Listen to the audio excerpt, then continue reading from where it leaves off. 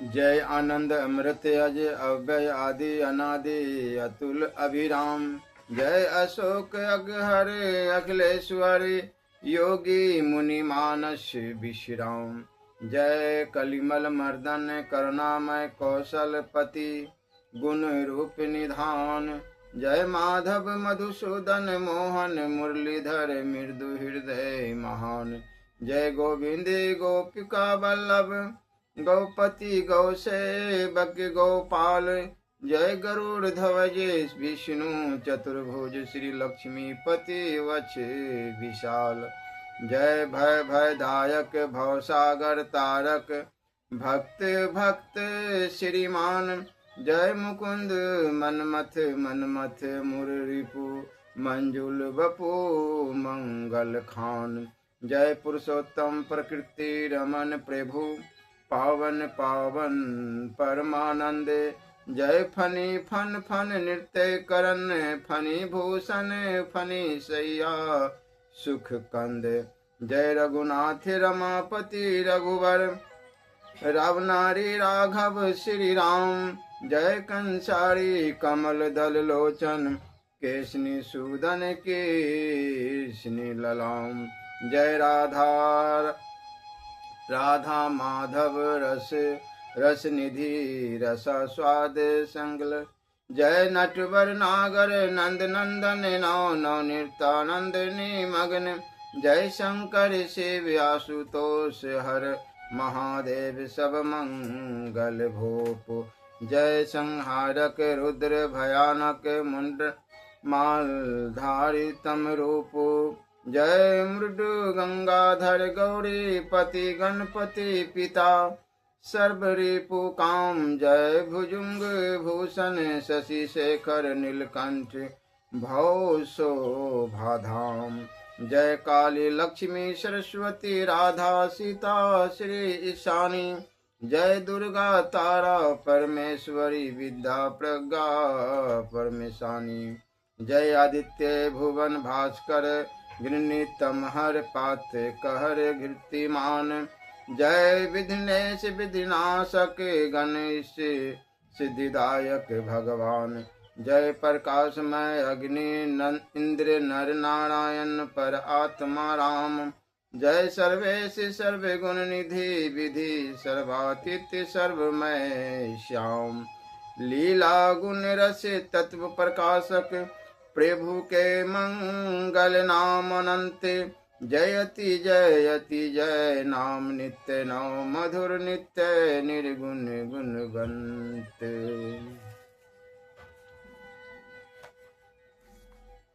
यदि यह जगत सत्य हो तो आत्मा की अनंतता में दोष आता है और श्रुति अप्रमाणित हो जाती है तथा ईश्वर भगवान श्री कृष्णचंद्र भी मिथ्यावादी ठहरते हैं। ये तीनों ही बातें सत्पुरुषों के लिए शुभ और हितकर नहीं है।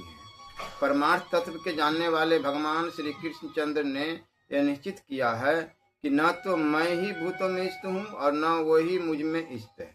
यदि विश्व सत्य होता तो सुषुप्ति में भी उसकी प्रतीति होने चाहिए थी, किंतु उस समय इसकी कुछ भी प्रतीति नहीं होती, इसलिए यह स्वप्न के समान असत और मिथ्या है। इसलिए परमात्मा से पृथक जगत है ही नहीं। उसकी पृथक प्रतीति तो गुणी से गुण यादि की पृथक प्रतीति के समान मिथ्या ही है। आरोपित वस्तु की वास्तविकता ही क्या है, वह तो अधिष्ठान ही भ्रम से उस प्रकार भास रहा है। सत्य ब्रह्म का कार्य यह सकल प्रपंच सत्य स्वरूप ही है, क्योंकि यह संपूर्ण वही तो है, उससे भिन्न कुछ भी नहीं है। जो कहता है कि उससे पृथक भी कुछ है उसका मोह दूर नहीं हुआ। उसका यह कथन सोए हुए पुरुष के प्रलाप के समान ही है। यह संपूर्ण विश्व ब्रह्म ही है, ऐसा अति श्रेष्ठ अथर्व श्रुति कहती है। इसलिए यह विश्व ब्रह्म मात्र ही है, क्योंकि अधिष्ठान से आरोपित वस्तु की पृथक सत्ता हुआ ही नहीं करती। अज्ञानी को अज्ञानवश जो कुछ प्रतीत हो रहा है वह सब ब्रह्म ही है।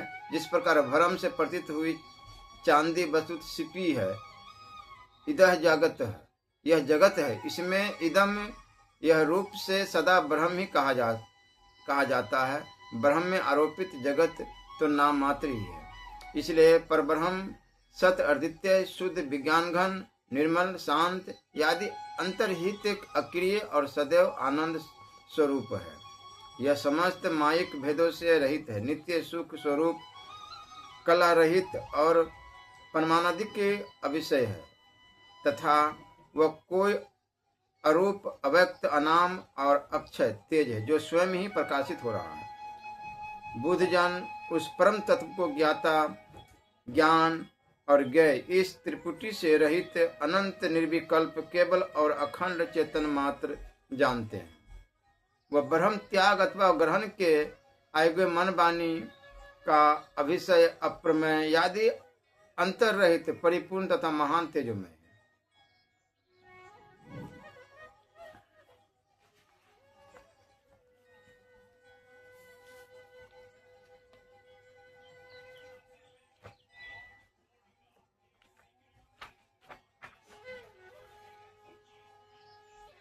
भगवान की नाम की महिमा अपार है।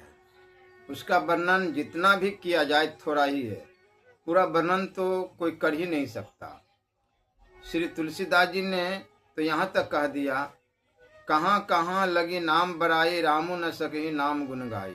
इस पर साधक को विचार करना चाहिए कि भगवान के नाम की इतनी महिमा होते हुए भी नाम जप करने वाले के जीवन में खास परिवर्तन नहीं दिखाई दे रहा है।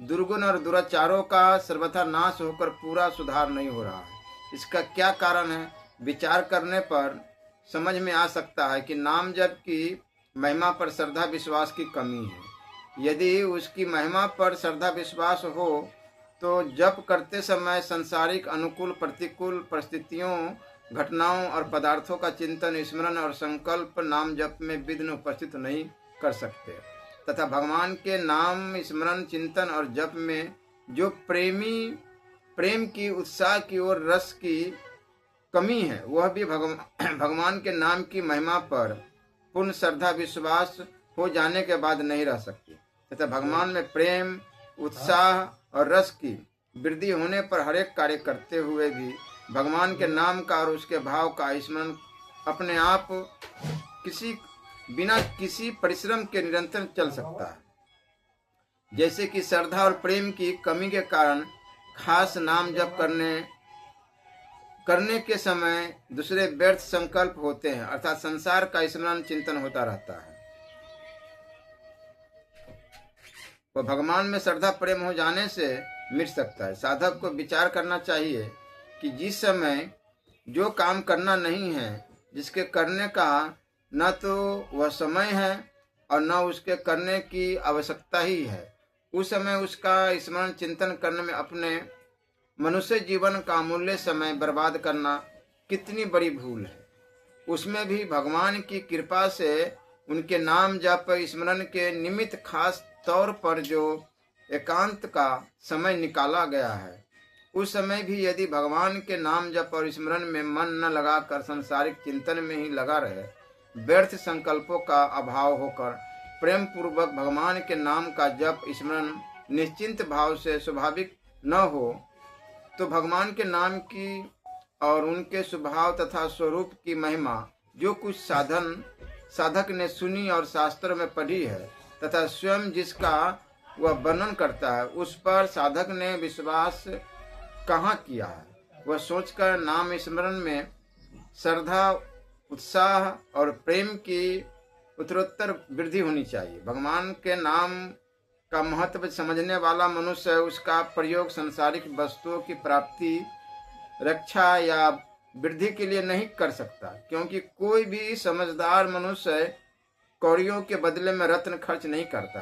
अतः यही समझना चाहिए कि सकाम भाव से भगवान के नाम जप का स्मरण करने वाला मनुष्य उसकी महिमा को पूर्णतया नहीं जानता।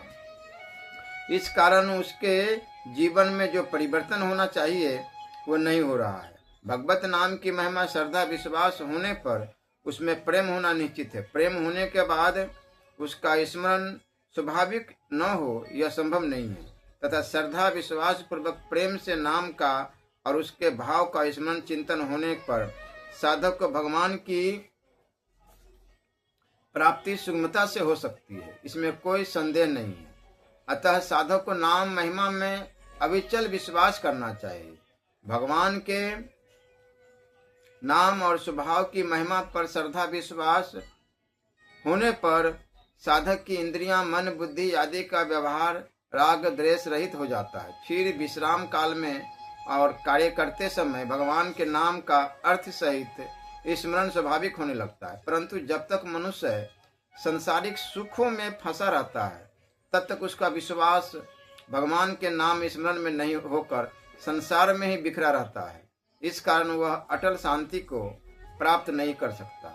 नाम स्मरण से प्राप्त होने वाली परम शांति का भी साधक को रस नहीं लेना चाहिए, क्योंकि उस शांति में रस लेने से स्मरण चिंतन की निरंतरता नहीं रह सकती। उसका मन उस शांति का रस लेने में लग जाता है। इस कारण स्मरण में शिथिलता आ जाती है, प्रेम की वृद्धि में भी रुकावट आ जाती है। इस कारण स्मरण में स्वाभाविकता नहीं रहती। कर्तव्य कर्म भी उस कार्य को भगवान का समझकर उनकी प्रसन्नता के लिए निष्काम भाव से सुंदरता पूर्वक पूरी शक्ति लगाकर ही करना चाहिए। इस भाव से कार्य के अंत में प्रियतम नाम और नामी की मधुर स्मृति अपने आप उदय होती है। उसमें किसी प्रकार का परिश्रम नहीं होता। कर्म करने की और उसके फल की आसक्ति साधन में अत्यंत बाधक है। उस आसक्ति की निवृत्ति उपयुक्त भाव से कार्य करने पर तथा भगवान के नाम रूप की प्रेम पूर्वक स्मृति से होती है। कामना की पूर्ति के सुख का लोभ रहते हुए कोई भी साधक प्रेमी, योगी और ज्ञानी नहीं बन सकता। वर्तमान में जो साधक गण योग, ज्ञान और प्रेम से वंचित देखे जाते हैं, उसका खास कारण यही है कि वे भगवान के नाम स्मरण आदि सभी साधन कामना पूर्ति के लिए करते हैं, निष्काम भाव से नहीं करते। इसलिए राग द्वेष से रहित होकर विश्वास पूर्वक एकमात्र प्रेम की प्राप्ति के उद्देश्य से तत्परता के साथ साधन परायण होना चाहिए। भगवान के प्रेम की लालसा अन्य कामनाओं के त्याग से ही पुष्ट होती है। अतः कामना के नाश के लिए भगवान की शरण होना परम आवश्यक है। संसारिक सुख की प्राप्ति तो पशु, पक्षी आदि अन्य योनियों में भी हो सकती है। अतः वह विवेक संपन्न मनुष्य जीवन का उद्देश्य नहीं है। इसकी प्राप्ति तो प्रभु की कृपा से उनका स्मरण चिंतन करके उनका प्रेम प्राप्त करने के लिए ही हुई है। शास्त्रों में जहाँ ईश्वर की महिमा का, उनके प्रभाव का वर्णन है, उसे उनके नाम की ही महिमा समझनी चाहिए, क्योंकि नाम और नामी में कोई भेद नहीं है। भगवान के विषय में जो कुछ कहा जाता है वह उनके नाम के द्वारा ही वाणी से प्रकट किया जाता है। ओम, राम, कृष्ण, हरि, ईश्वर, परमात्मा, भगवान आदि के उन्हीं के अनंत नाम है। इसलिए बाबा तुलसीदास जी ने कहा है, समुझत सरिस नाम अरुनामी, प्रीति परस पर प्रभु अनुगामी। नाम और नामी की एकता करके कहा गया है। ओम यह अक्षर ही संपूर्ण अविनाशी परमात्मा है। यह प्रत्यक्ष दिखाई देने वाला जड़ चेतन का समुदाय रूप संपूर्ण जगत की उन्हीं का उपाख्यान अर्थात उन्हीं का विस्तार है।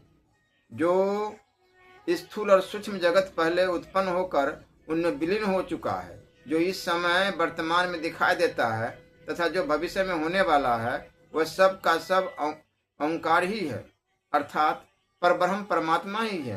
तथा जो तीनों कालों से अतीत है वह भी ओंकार ही है, अर्थात कारण, सूक्ष्म और स्थूल, इन तीन भेदों वाला जगत और इसको धारण करने वाला परब्रह्म के जिस अंश की इसके आत्मा रूप में और आधार रूप में अभिव्यक्ति होती है, उतना ही उन परमात्मा का स्वरूप नहीं है। इससे अलग भी वो है। अतः उनका अव्यक्त अंश और उससे अतीत जो भी कुछ है वह सब परब्रह्म परमात्मा का समग्र रूप है। अभिप्राय यह है कि जो कोई परब्रह्म को केवल साकार मानते हैं या निराकार मानते हैं या सर्वथा निर्विशेष मानते हैं, उन्हें सर्वज्ञता, सर्वधारता, सर्वकारणता, सर्वेश्वरता, आनंद, विज्ञान आदि कल्याणमय गुणों से संपन्न नहीं मानते। वह सब उन पर ब्रह्म के एक एक अंश को ही परमात्मा मानते हैं। पूर्ण ब्रह्म परमात्मा साकार भी है, निराकार भी है तथा साकार निराकार दोनों से परे भी है। संपूर्ण जगत उन्हीं का स्वरूप है और वह इससे सर्वथा अलग भी है। वह सर्वगुणों से रहित निर्विशेष भी है और सर्वगुण संपन्न भी, यह मानना ही है। उन्हें सर्वांग पूर्ण मानना है। नाम ओमकार के महत्व को जानने के लिए प्रश्न किया है कि उसके उत्तर में महर्षि पिपलाद ने भगवान के नाम की भगवान के साथ एकता करते हुए कहा है कि सत्य काम, यह जो ओम है यह अपने लक्ष्य परब्रह्म परमेश्वर से भिन्न नहीं है, इसलिए यही परब्रह्म है और यही उन परब्रह्म से प्रकट हुआ। उनका विश्वरूप पर अपर ब्रह्म भी है। इस कारण इस ओंकार का ही आर से लेकर इसका जप स्मरण चिंतन करते हुए विधान साधक उसके द्वारा अपने इष्ट को पा लेता है। इसके बाद अगले मंत्र में भगवान के नाम का स्मरण चिंतन साधक को निष्काम भाव से उस परब्रह्म परमेश्वर की प्राप्ति के लिए ही करना चाहिए। यह रहस्य समझाने के लिए सकाम उपासना का फल, उत्तम भोग की प्राप्ति और स्वर्ग की प्राप्ति बताकर निष्काम उपासना से परब्रह्म परमात्मा की प्राप्ति बताई गई है।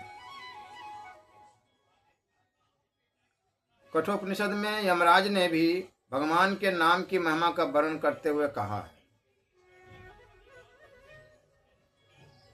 यमराज यहाँ परब्रह्म पुरुषोत्तम को परम प्राप्य बतलाकर उसके वाचक ओमकार को प्रतीक रूप से उसका स्वरूप बतलाते हुए वे कहते हैं कि समस्त वेद नाना प्रकार और नाना छंदों से जिसका प्रतिपाद करते हैं, संपूर्ण तप आदि साधनों का जो एकमात्र परम और चरम लक्ष्य है तथा जिसको प्राप्त करने की इच्छा से साधक निष्ठापूर्वक ब्रह्मचर्य का अनुष्ठान किया करते हैं, उस पुरुषोत्तम भगवान का परम तत्व मैं तुम्हें संक्षेप में बतलाता हूँ।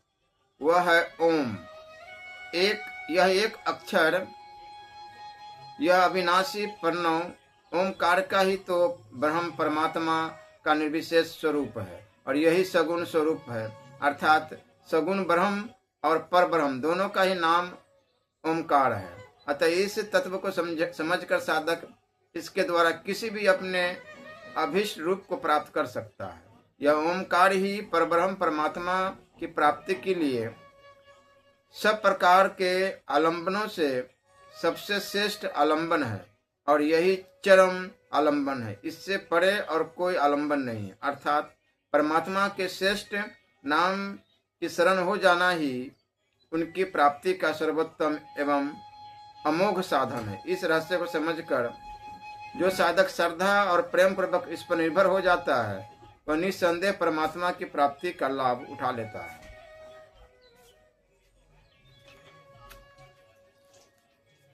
इस प्रकार उपनिषदों में भगवान के नाम की उनके साथ एकता करते हुए नाम की महिमा का वर्णन किया गया है।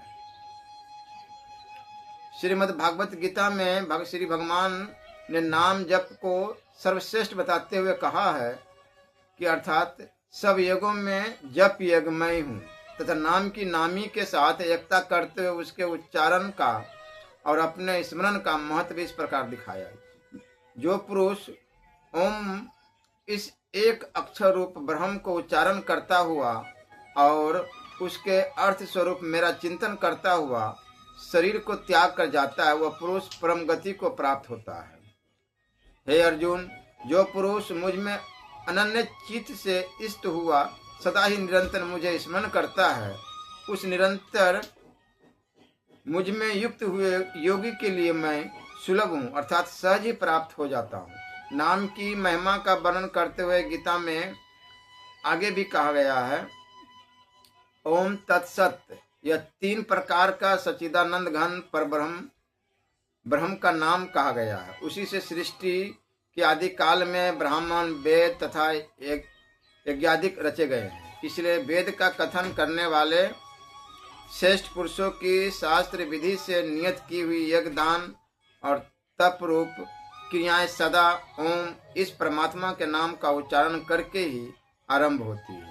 योग दर्शन में भी ईश्वर के नाम की महिमा का वर्णन करते हुए उसका नाम और ओमकार बताया गया है तथा उसका जप और अर्थ का स्मरण करने के लिए कहा गया है।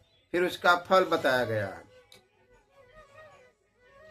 अगले 2 सूत्रों में जिन विधानों का वर्णन विस्तार पूर्वक किया गया है, ईश्वर के भजन स्मरण से उनका अपने आप नाश हो जाता है और अंतरात्मा के दृष्टा के स्वरूप का ज्ञान होकर केवल अवस्था भी उपलब्ध हो जाती है। अतः यह निर्बीज समाधि की प्राप्ति का बहुत ही सुगम उपाय है। परमात्मा के सगुण साकार स्वरूप का और निर्गुण निराकार स्वरूप का दोनों का तत्व उनके नाम द्वारा ही समझाया जाता है।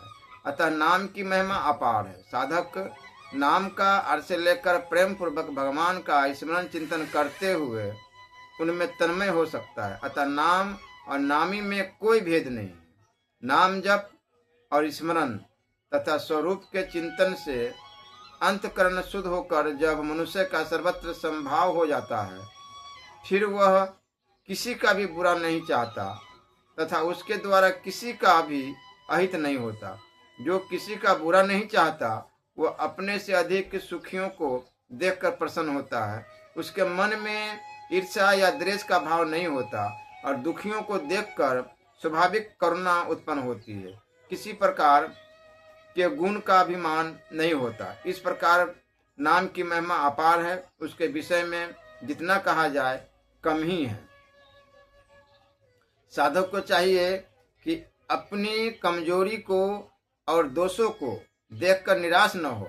भगवान की महिमा पर पूर्ण विश्वास करके उनके शरण होकर करुण भाव से प्रार्थना करे। उनकी कृपा से समस्त दोषों का नाश होकर शीघ्र ही भगवान के प्रेम की प्राप्ति और उनका साक्षात्कार हो सकता है। इसमें कुछ भी संदेह नहीं है।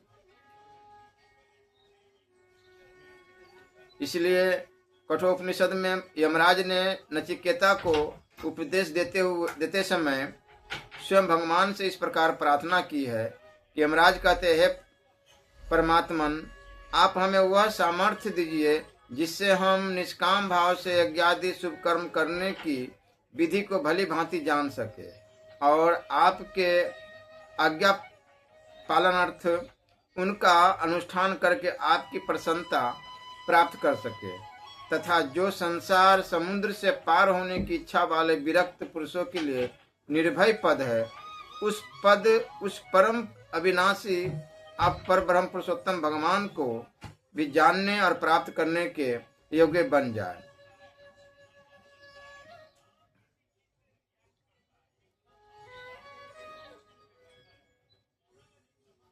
यमराज ने परमात्मा से उन्हें जानने की शक्ति प्रदान करने के लिए प्रार्थना करके यह भाव दिखलाया है कि परब्रह्म पुरुषोत्तम को जानने और प्राप्त करने का सबसे उत्तम और सरल साधन उसे प्रार्थना करना है।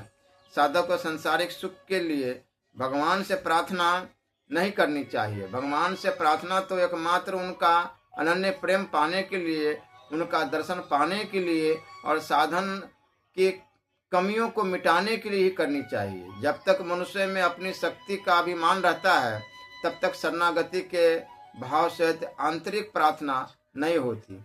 जब उसे अपने में साधन की कमी असहन हो जाए और उसको दूर करने की पूरी आवश्यकता का अनुभव हो जाए तब विश्वास पूर्वक भगवान के शरण होकर बालक की भांति प्रभु के सामने करुणा भाव से रोना चाहिए और जब तक आवश्यकता पूरी न हो चैन से नहीं रहना चाहिए। जब बालक कोई ऐसी वस्तु चाहता है जिसे वह अपने बल से प्राप्त नहीं कर सकता और उसकी प्राप्ति के बिना उसे रहा भी नहीं जाता, ऐसी परिस्थिति में वो जैसे अपने माता पिता आदि पर विश्वास करके रो पड़ता है और उनको उसके मन की बात यदि उसका अहित करने वाली न हो तो पूरी करनी पड़ती है। उसी प्रकार इस विषय में भी समझना चाहिए, भगवान तो माता पिता आदि से भी बहुत अधिक दयालु है तथा समर्थ है। अतः ये अपने प्यारे प्रेमी भक्त की प्रार्थना को पूरी करते हैं, इसमें कोई संदेह नहीं। साधक को चाहिए कि किसी भी परिस्थिति में अधीर और निराश न हो, हर हालत में भगवान पर निर्भर रहे और यह ढूंढ विश्वास रखे कि प्रभु मेरी आवश्यकता को अवश्य पूरी करेंगे। इस विश्वास पर उनके प्रेम की और उनसे मिलने की लालसा को हर समय जागृत रखे और उत्तरोत्तर उसको बढ़ाता रहे तथा अपने को सर्वथा असमर्थ समझकर उनसे प्रार्थना करता रहे। श्री तुलसीदास जी ने विनय पत्रिका में अनेकों पदों में भगवान से प्रार्थना की है। उनमें से एक पद निष्काम प्रार्थना का इस प्रकार है, या बिनती रघुबीर गोसाई और आस विश्वास भरोसो हरो जी विजरताई, चहो न सुगति सुमति संपत्ति कछु रिद्धि सिद्धि विपुल बराई, हेतु रहित अनुराग राम पद बढ़ो अनुदीन अधिकाई, कुटिल करम ले जाही मोही जहाँ जहाँ अपनी बरियाई, तहाँ तहाँ जनी छिन छो छाड़ियो कमठ अंड की नाई, या जग में जहाँ लगी या तनु की प्रीति प्रतीति सगाई, ते सब तुलसीदास प्रभु ही सोई समिति एक ठाई। इस पद में बाबा तुलसीदास जी ने मोक्ष की भी कामना नहीं की है, एकमात्र भगवान के अनन्य विशुद्ध प्रेम की ही मांग की है। अतः साधक को सर्वथा निष्काम भाव से ही भगवान से श्रद्धा विश्वास पूर्वक प्रार्थना करनी चाहिए।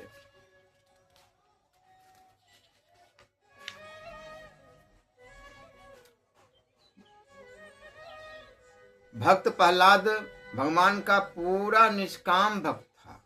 उसने अनेक प्रकार की विपत्ति आने पर भी कभी उनका निवारण करने के लिए या किसी प्रकार के सुख की प्राप्ति के लिए भगवान से प्रार्थना नहीं की।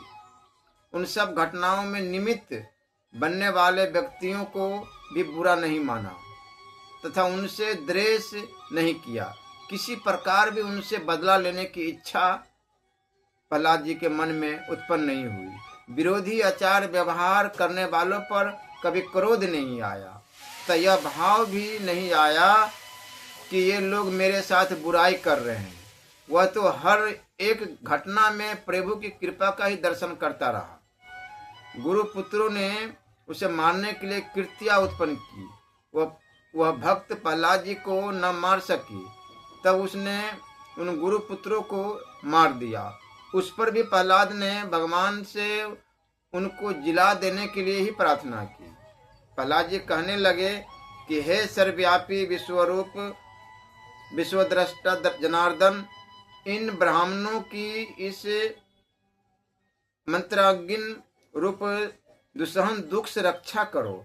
सर्वव्यापी जगत गुरु भगवान विष्णु सभी प्राणियों में व्याप्त है। इस सत्य के प्रभाव से ये पुरोहित गण जीवित हो जाए। यदि मैं सर्वव्यापी और अक्षय श्री विष्णु भगवान को अपने विपक्षियों में भी देखता हूँ तो ये पुरोहित गण जीवित हो जाए। जो लोग मुझे मारने के लिए आए, जिन्होंने मुझे विष दिया, जिन्होंने आग में जलाया, जिन्होंने हस्तियों से पीड़ित कराया और जिन्होंने सर्पों से डसाया, उन सब के प्रति यदि मैं समान मित्र भाव से रहा हूँ और मेरी कभी पाप बुद्धि नहीं हुई, तो उस सत्य के प्रभाव से दैत्य पुरोहित जी उठे। ऐसा कहकर उनके स्पर्श करते हुए ब्राह्मण स्वस्थ होकर उठ बैठे। इसके सिवा हिरण्यकशिप बद्ध हो जाने के बाद जब भगवान ने प्रसन्न होकर प्रहलाद से वर मांगने के लिए कहा, तब प्रहलाद ने यही वर मांगा कि मेरे हृदय में कहीं मांगने की इच्छा छिपी हो तो उसका नाश कर दीजिए। श्रीमद् भागवत महापुराण में भी कहा गया है कि मेरे वरदानी शिरोमणि स्वामी, यदि आप मुझे मुंह मांगा वर देना ही चाहते हैं तो यह वर दीजिए कि मेरे हृदय में कभी किसी कामना का बीज उत्पन्न ही न हो। हृदय में किसी भी कामना के उदय होते ही इंद्रिय, मन, प्राण, देह, धर्म, धैर्य, बुद्धि, लज्जा, श्री, तेज, स्मृति और सत्य, ये सब के सब नष्ट हो जाते हैं। कमल नयन जिस समय मनुष्य अपने मन में रहने वाले कामनाओं की परित्याग कर देता है, उसी समय वह भगवत स्वरूप को प्राप्त कर लेता है। विष्णु पुराण में भी कहा गया है, प्रहलाद जी बोले, हे नाथ, सहस्त्रों योनियों में से मैं जिस में भी जाऊं उसी में मैं अच्युत, आप में मेरी सर्वदा अक्षुण भक्ति रहे। अज्ञानी पुरुषों की विषयों में जैसी अविचल प्रीति होती है, वैसे ही आपका स्मरण करते हुए मेरे हृदय से कभी दूर न हो। इसके सिवा दूसरी जगह प्रार्थना में भी निष्काम भाव का महत्व दिखाते हुए श्रीमद् भागवत में कहा गया है, इसलिए मैं ब्रह्मलोक तक की आयु, लक्ष्मी, ऐश्वर्य और वे इंद्रियों भोग जिन्हें संसार के प्राणी चाह करते हैं नहीं चाहता, क्योंकि मैं जानता हूँ कि अत्यंत शक्तिशाली काल का रूप धारण करके अपने आपने उन्हें ग्रास रखा है। इसलिए मुझे आप अपने दासों की सनिधि में ले चलिए। विषय भोग की बातें सुनने में ही अच्छी लगती है, वास्तव में वे मृग तृष्णा के जल के समान ही नितांत असत्य है। और यह शरीर भी जिससे वे भोग भोगे जाते हैं, विषय भोग, और कहाँ यह रोग युक्त शरीर, इन दोनों को क्षण भंगुरता और असारता जानकर भी मनुष्य इनसे विरक्त नहीं होता। वह कठिनाई से प्राप्त होने वाले भोग के नन्हे नन्हे बिंदुओं से अपनी कामना की आग बुझाने की चेष्टा करता है।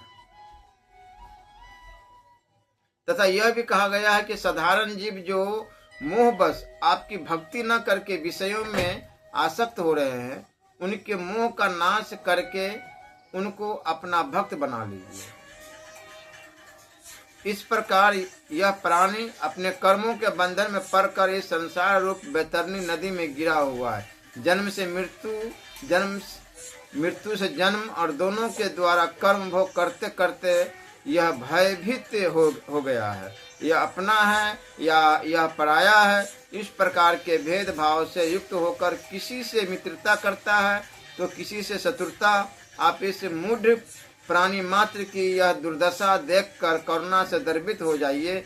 इस भव नदी से सर्वदा पार रहने वाले हे भगवान, इन प्राणियों को भी अब पार लगा दीजिए।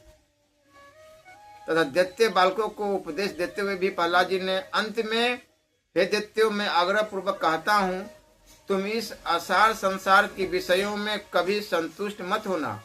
तुम सर्वत्र समदृष्टि करो, क्योंकि समता ही श्री अच्युत की वास्तविक आराधना है। उन अच्युत के प्रसन्न होने पर फिर संसार में दुर्लभ ही क्या है। तुम धर्म, अर्थ, काम की इच्छा कभी न करना, वो तो अत्यंत तुच्छ है।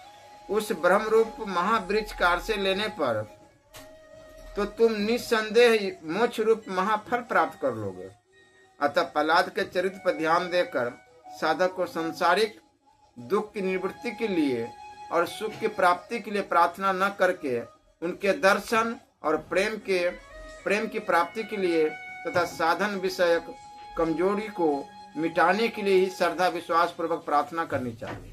भगवान परम दयालु और सर्वसमर्थ है। प्रार्थना करने वाले विश्वासी, श्रद्धालु और प्रेमी भक्त की करुणा भाव से की हुई प्रार्थना वे अवश्य सुनते हैं और साधक का परम हित करते हैं। साधक को उसकी प्रतीति न हो तो भी पूर्ण विश्वास रखना चाहिए। किसी प्रकार के संदेह को मन में स्थान नहीं देना चाहिए। हर एक परिस्थिति और घटना में उनकी मंगलमय कृपा का दर्शन करना चाहिए। श्री मैत्रेय जी ने भी विदुर जी से श्रीमद् भागवत में कहा है कि भगवान के निष्कामी भक्त उनकी सेवा के सिवा अपने लिए कुछ नहीं मांगते। श्री राधा वल्लभ लाल की।